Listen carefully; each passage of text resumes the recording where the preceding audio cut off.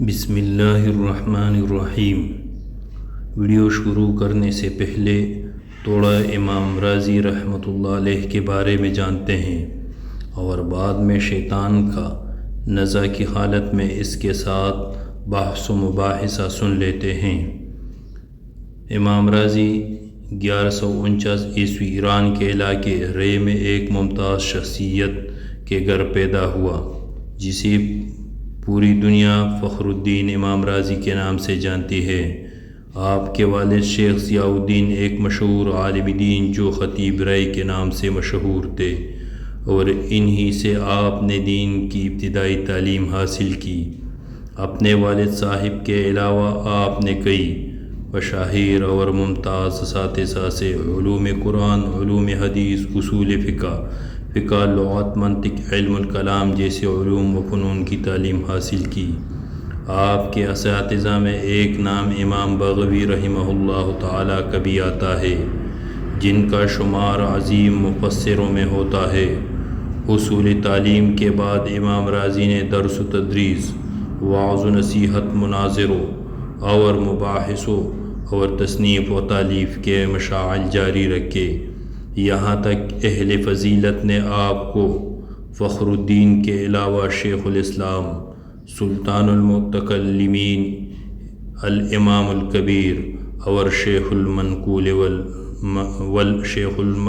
والمنقول کے القابات سے بھی نوازا۔ امام رازی علیہ الرحمہ علم الکلام اور فلسفہ و معقولات میں اپنے دور کے تمام اہل علم پر فوقیت رکھتے تھے۔ انہوں نے مختلف علوم و فنون میں بڑی مفید کتابیں لکھی جنہیں دنیا بھر میں مقبولیت حاصل ہوئی۔ آپ وعظ و نصیحت، شعر و ادب اور خطابت میں بھی فن کمال رکھتے تھے۔ امام رازی رحمۃ اللہ علیہ نے اپنی ساری زندگی درس و تدریس میں گزار دی۔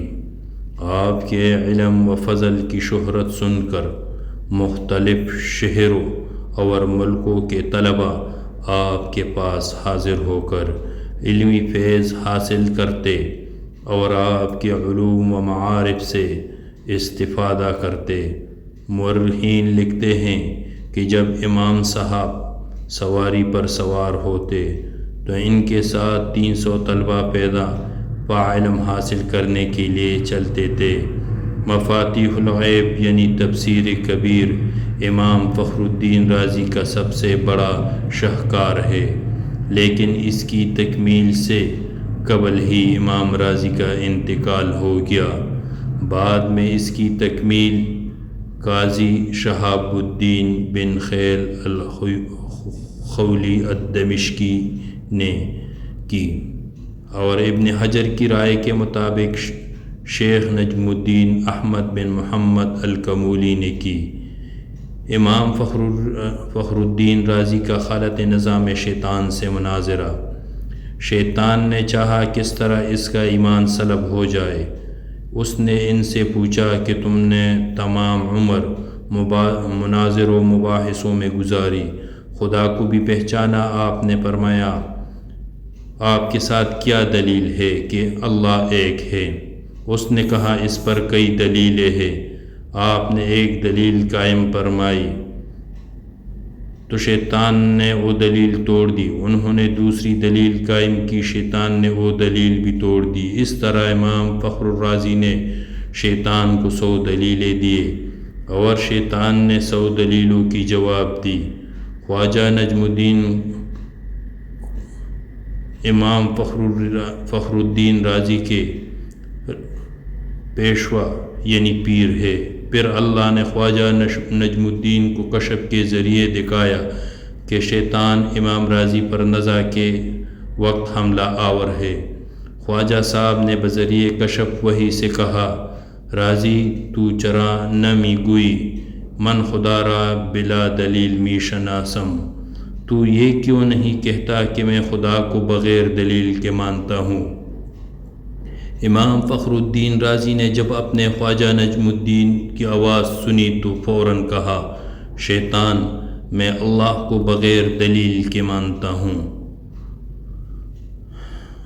شیطان کو کہا کہ میں اللہ کو بغیر دلیل کے مانتا ہوں۔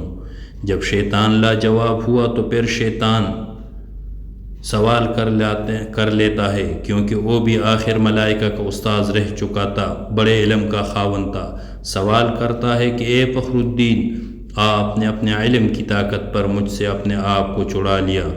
تو فخر الدین رازی جواب دے دیتے ہیں کہ نہیں، میں اپنے علم کی طاقت پر نہیں بلکہ اللہ کے فضل سے اپنے آپ کو تم سے چھڑا لیا۔ آپ کی وفات کا سبب